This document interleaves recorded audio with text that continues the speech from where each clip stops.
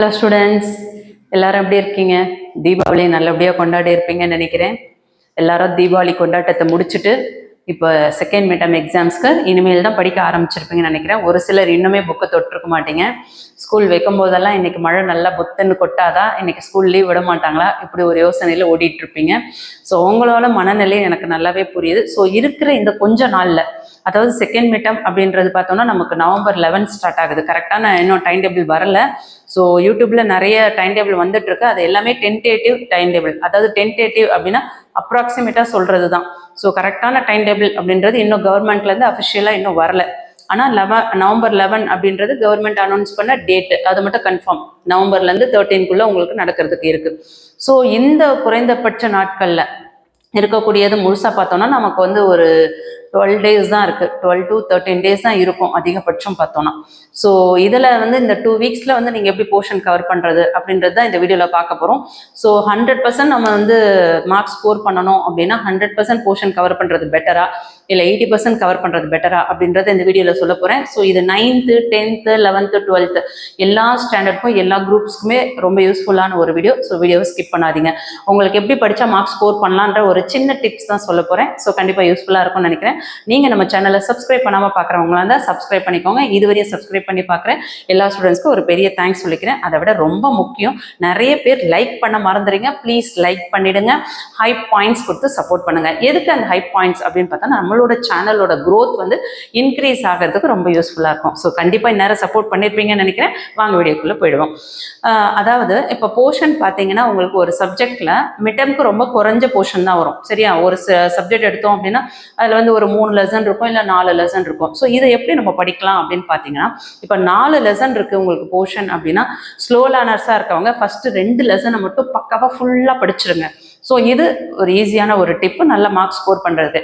அதே டாப்பராக இருக்கவங்க ஃபஸ்ட்டு 2 லெசனை ஃபுல்லாக நல்லா படிச்சிருங்க. அந்த 3rd லெசன்லையும் ஃபுல்லாக படிக்க ட்ரை பண்ணுங்க.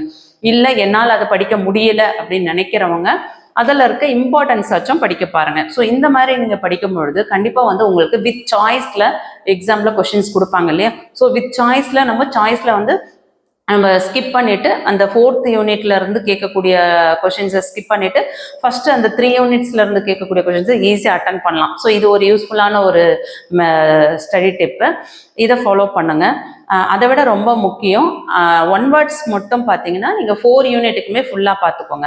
ஸோ மற்ற கொஸ்டின் ஆன்சர்ஸ் ஷார்ட்டாக இருக்கட்டும், ப்ரீஃபாக இருக்கட்டும், டீட்டெயிலாக இருக்கட்டும், இது எல்லாமே எப்படி படிக்கலாம் அப்படின்னு பார்த்தீங்கன்னா, நீங்கள் அந்த ஃபர்ஸ்ட் 3 யூனிட்டை பக்காவாக படிச்சிங்க. அதாவது ஒரு கொஸ்டின் கூட மிஸ் பண்ணாமல், இம்பார்ட்டன்ட் மட்டும் படித்தேன் அப்படின்னு இல்லாமல் ஒரு கொஸ்டின் கூட மிஸ் பண்ணாமல் அந்த ஃபர்ஸ்ட் 3 யூனிட்டை ஃபுல்லாகவே நம்ம கவர் பண்ணிட்டோம் அப்படின்னா யோசிக்கவே வேண்டாங்க, சென்டம் தாங்க. ஸோ 4 யூனிட்ல ஃபர்ஸ்ட் 3 யூனிட் தரவாயிடுங்க. சரிங்களா?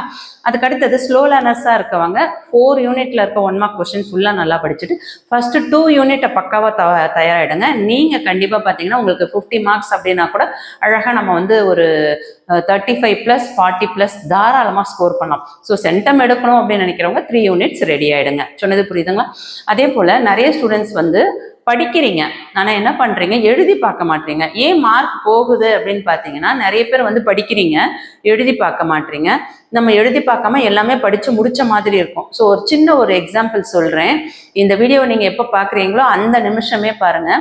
நீங்கள் ஏதாவது ஒரு லெசனை முடிச்சிருப்பேன், இதை நான் பக்காவாக தரோவாக இருக்கேன், எனக்கு நல்லா தெரியும் அப்படின்னு எந்த லெசனை நீங்கள் ஃபீல் பண்ணுறீங்களோ அந்த லெசன்லேருந்து எனி 2 கொஷின் நீங்களே செலக்ட் பண்ணிக்கோங்க.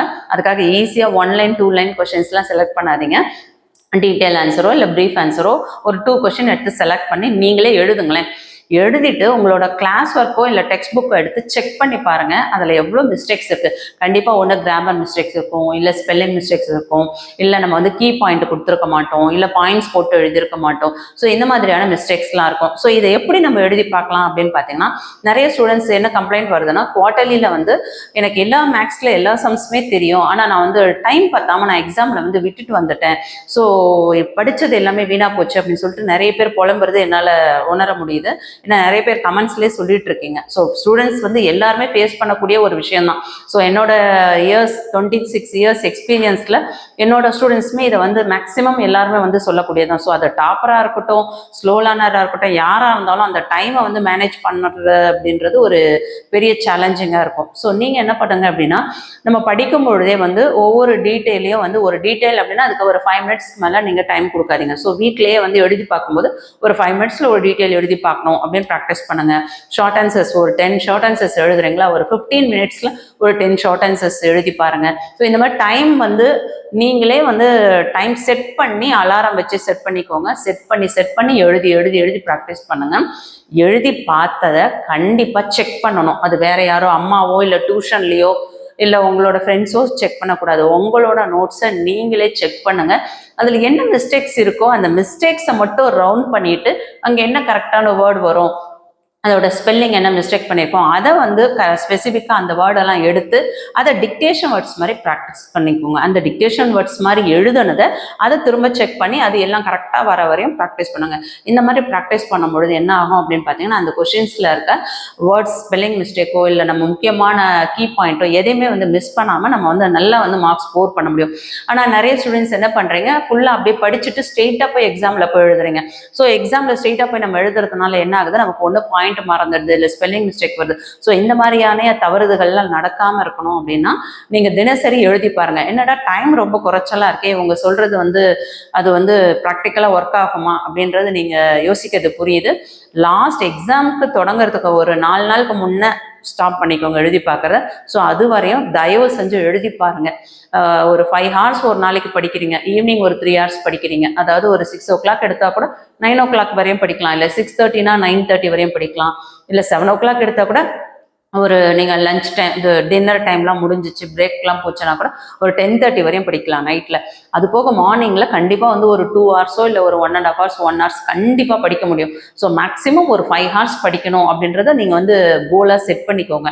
அந்த மாதிரி செட் பண்ணிட்டீங்க அப்படின்னா நீங்கள் டாப்பராக இருந்தாலும் சரி, ஸ்லோ லேர்னர்ஸாக இருந்தாலும் சரி, ஆல்ரெடி நீங்கள் போர்ஷன் என்னெல்லாம் முடிக்காமல் வச்சுருக்கீங்களோ அதெல்லாம் அந்த டைம்குள்ள இந்த 5 ஹார்ஸில் என்னென்ன படிக்கணும் அப்படின்னு டெய்லி ஒரு ஸ்டடி பிளான் நீங்களே போட்டுக்கோங்க. ஸோ யூடியூப்பில் மற்றவங்க போடுற ஸ்டடி பிளான்லாம் யோசிச்சு பாருங்க எத்தனை பேர் கரெக்டாக ஃபாலோ பண்ணுறீங்கன்னு. கண்டிப்பாக நானுமே நிறைய ஸ்டடி பிளான்லாம் கொடுத்துருக்கேன். எத்தனை ஸ்டடி பிளான் கொடுத்தாலும் அதை வந்து யாருமே வந்து கரெக்டாக ஃபாலோ பண்ண முடியாது.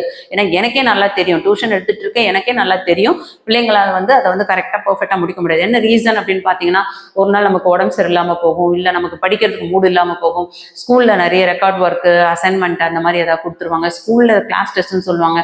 ஸோ நம்ம யூடியூப்பில் பார்க்குற அந்த ஸ்டடி பிளானை நம்மளால் ஃபாலோ பண்ண முடியாது. ஸோ அந்த மாதிரி இடத்துல என்ன பண்ணலாம் அப்படின்னா, நம்மளே ஒரு ஸ்டடி பிளான் போட்டு அதை நம்ம ஃபாலோ பண்ணலாம். ஸோ ஸ்டடி பிளான் போட்டு ஃபாலோ பண்ணுங்க. நான் சொன்ன மாதிரி மெத்தடில் அழகாக வந்து போர்ஷனை டிவைட் பண்ணி படிங்க. ஸோ ஃபஸ்ட்டு 3 யூனிட்டை நல்லா ப்ராக்டிஸ் பண்ணுங்க. மேக்ஸாக இருக்குது அப்படின்னாக்கா தயவு செஞ்சு ஒர்க் அவுட் பண்ணுங்க. கிளாஸ் ஒர்க்கை ஓப்பன் பண்ணி வச்சுக்கிட்டு கைடை ஓப்பன் பண்ணி வச்சுட்டு அப்படி படிக்கிற மாதிரி மெத்தட்லாம் இல்லாமல் அழகாக நீங்களே பார்க்காம ஒர்க் அவுட் பண்ணுங்க. ஒரு முறை வேணால் பார்த்துக்கோங்க எப்படி வருது அப்படின்ட்டு. ஒரு முறை வந்து கிளாஸ் ஒர்க்கில் பார்த்துட்டு நீங்கள் அதுக்கப்புறம் ஃப்ரெஷ்ஷாக வந்து ஃபுல்லாக ஒர்க் அவுட் பண்ணி பாருங்கள்.